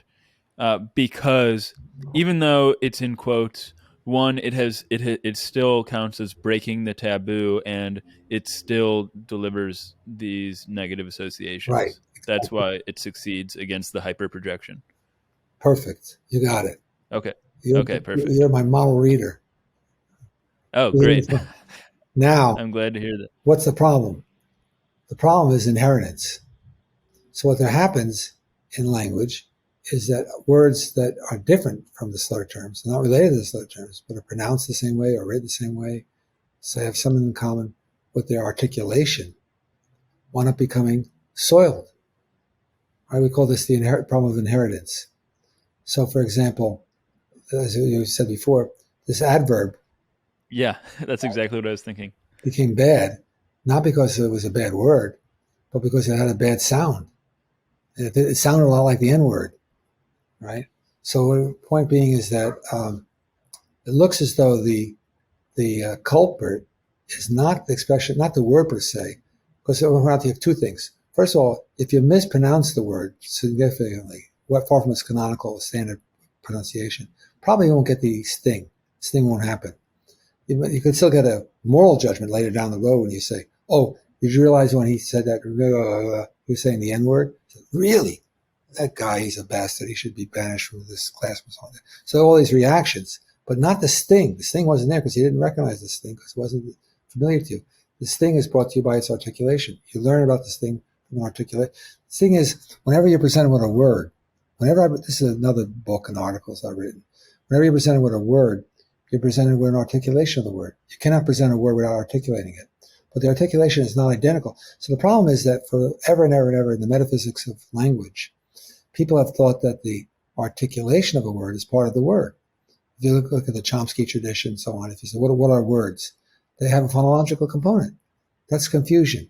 Notice the following. I'll give you a little thought experiment. Imagine. Well, go ahead.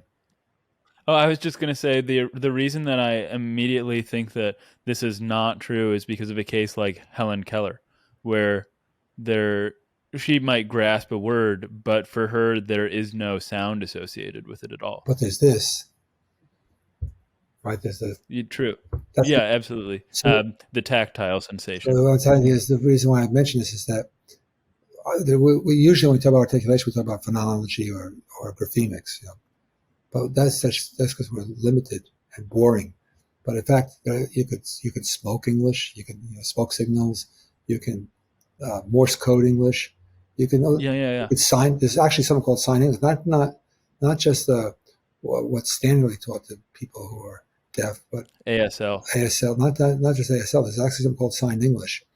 Okay. So there are lots of, only your imagination will limit you how you can articulate English. You can articulate English in all sorts of ways. Imagine the following. Imagine you had 3 people who are all competent in English, right? It's a really easy thought experiment. So you have 3 people that are equally competent in English, except the following distinguishes them. One guy can read English and write English, but he can't speak it. He can't sign it. One can sign it, but he can't read it or write it or speak it. One can speak it, but he can't write, sign, or read. So they can't communicate. Why? Not because they don't share a language. They all speak English. They're all totally proficient in English. They don't share a system of articulation. So their articulation is obviously different from the language because they both know English. What they don't know is they don't know how to articulate English in the same way. So if you want to communicate, that's really nice. Here's what's mind-boggling. No one's ever seen that. That's that's like a distinction that's just plucked. It's like low-hanging fruit.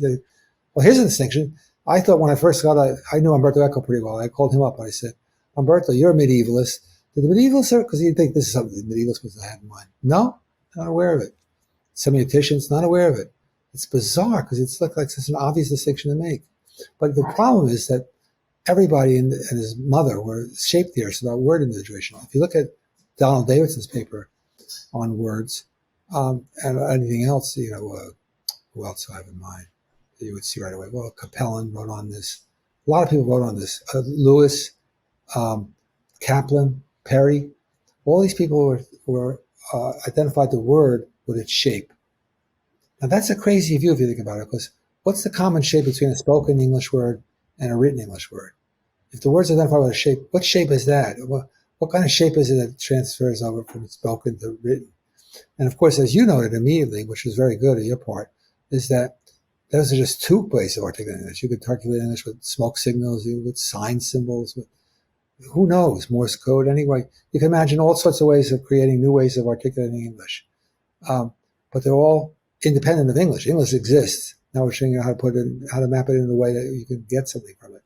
So what I claimed is that sometimes when you're presented with a word and its articulation, the association attaches to the articulation, not to the word, but to the articulation. How do you know that? Because if you mispronounce the word, they don't get the same associations. They're not provoked. And if you say a word which is like it, phonologically or graphemically like it, you get the same kind of associations, even if I don't want to have them. So if you say the N word with the ly on the end, immediately people who knows the etymology, they know it's not connected historically, they still say, "Ooh, please don't use another word. Banish that word. That word is essentially not usable anymore." And that happens all the time. So think about children. One of the favorite games of children is to trick their parents or their friends into saying some word fast 3 times and it sounds like an N word. They say, "Oh, it sounds like a slur term of some sort." It's a game they play all the time with each other. They try to get you to say some bad word. You don't actually say the bad word, but it sounds like you're saying the bad word because if you say this one good word 3 times fast, it sounds like the bad word. So you still get blamed for, made fun of or whatever, ridiculed. Yeah. Even though it's not that word. You didn't use the word. You clearly didn't intend to use the word. If you use the word, you use it by accident. What you did is use the homophone. You said something which sounds like it. And you're punished for that. You're ridiculed for that. Mm-hmm. So we argue there's lots of data that shows that slurring can be inherited by an association that's attached not to the word itself, but to the articulation of the word. That's a new view. Mm-hmm. It sounds crazy on its face, but this is not about language. It sounds crazy, but it's so neat. I really like it. It's funny you mentioned these games. This is, going to sound childish on this academic podcast I remember this game it wasn't a game, but it's sort of in the same spirit of what you said. When I was in, I don't know, 2nd grade, 3rd grade, 1st grade, you would tell somebody to spell iCup and then say funny colors. And then you would then think about it and then you'd say ICUP funny colors. And I don't know why, but it was always like, my kid always a joke. And my kid did that all the time when he was little. All the time he did that. Yeah. So it survived. It survived you. It continues on into history. But there are all sorts of things like that. But so it's just interesting that how important the articulation is, because clearly, the point is that you have no idea what you're saying, but the mere fact that you've articulated it gives it some sort of force. Right. And I'll tell you this. If you don't intend to say the N word, but someone tricks you into saying it, it causes pain. There's no doubt in my mind that it causes pain. So, but Liz doesn't get this. She thinks the pain's necessary. Mathew and Ona, they both freak out. And that's why she came up with the mudblood. She said that, even then she said, "I know it's going to offend some people. Big fans of Harry Potter are going to be happy about this, but I'll risk it. It's the risk that I can take." But basically, it's a topic. It's the topic that shall not be mentioned. You can't use any of the expressions that you're talking about in order to do their semantics or pragmatics or their just the historical facts about them. It's so wild. But I came around to this. After a while, I sold up. one thing that's fascinating is I one time gave a lecture in Northwestern. It was a big cognitive science lecture, maybe 150 people in the room. And coincidentally in that room was sitting the chair of African American Studies, chair of Latino Studies, and the chair of LGBT Studies. All three of them were in the room. And they were arguing against me because I said, you can't use these words ever. And they said, well, I can use them in my classroom. And what they did was interesting because in the classroom, they're comfortable. They know who everybody is. They know that it's acceptable. They understood this house rule. But in this big hall, they don't know who they are. And what they showed that they were aware of this at some level because when they actually tokened expressions that they claimed they could use all the time in their classrooms without any trouble, they lowered the decibel about 180%. So they said, I say this all the time. I say Niger. Yeah, they spell it out or something like that very quietly. I said, what? I couldn't hear anything. So in some sense, at some level, their body was correcting for their intentions. They wanted it out of this work because they wanted to show that they were bigger than the practice, but they couldn't do it. When they tried to do it, their body said, no, silent, get a little low, lower the decibels. The reason being that they don't know who these people are in the room. They don't know if they're offending them or not. That was my point. That's the point I was making. But Mathew Stone was breaking the hives. I mean, if I said the N-word quoted the N-word in front of him, he'd have hives. That's how anxious he was. Well, granted that the book is still under review, so the general public hasn't had an opportunity. Well, not the general public at all, but your philosophical peers haven't had a chance to look at the book yet. I think I'd be remiss if I didn't ask you if you anticipate and or have preemptively responded to any anticipated objections. Well, I hope I have the latter, but of course I haven't. There'll be people who complain about something. That's the nature of the profession. On the other hand, we published an article in PPR, I guess, about a year ago. That was kind of moving in this direction. I think it was called something about unwanted articulations. I can't remember the exact title now, but something like that. So we were sort of telegraphing what the third view was. And also, Una published a paper that won some kind of prize in some line or some journal about what are words. A special issue of some journal on what are words. And that in that paper is hinting about you have the right theory of individuation. You can solve lots of puzzles, one of which is the puzzle about specification of slur terms and so on. So it's been in the air. Now, I see that it is getting dark where you are, so I'm just going to ask one more question. It's 8 o'clock. Wow, we went on for a while. Good for you. Yeah, I've taken you on for a while. But something that jumps out at me that I think is really important about this book, and it's not something that's ever explicitly said or mentioned or anything, but I just picked up on it. It's that, well, here, I actually have a quote that I think expresses this sort of well. But this book challenges both sorts of approaches and defends a novel alternative blank, blank, blank, blank, blank. Both sorts of approaches being, I think, the pejorative, the content and the non-content accounts. And what I'm noticing here is you're challenging your own accounts. I know. One of them is your own account. I feel like Putnam. Putnam changes mine all the time. So the same day, Fodor too. Fodor changes mine all the time as well. Some philosophers never change their mind, but Fodor and Putnam do. Yeah, so that's what I wanted to ask you about. I mean, so many philosophers, once they have defended something in print, they will die before they recant. And I'm wondering what it is you think about you as a person that lets you, let go. Something tells me it has something to do with the attitude that you espoused earlier in your life when you wanted to do philosophy of language for self-improvement. This is about getting better or moving toward the truth or something like that. Yeah, and you're I think not going to cling to the past. I think some of that's true. Also, I think that I'm not embarrassed by my mistakes. I mean, I'm happy I figured out they were mistakes. I think that's an accomplishment. Figure out you said something that was wrong. And notice, by the way, that the views that I have advocated become, in some sense, part of. The part I'm changing is the word versus articulation part. There's a mistake that the content theorists make and the non-content theorists make. They're all about words. I'm claiming this is not about words, it's about articulations. So I'm kind of happy that different strains of my life came together. I've been writing about words and articulations for a while, and I've been doing papers on Hawthorne and I had a paper, and JP on the metaphysics of words a while ago. And now it turns out I can use that in this discussion here. So I was very happy that my two worlds collapsed or collided or whatever.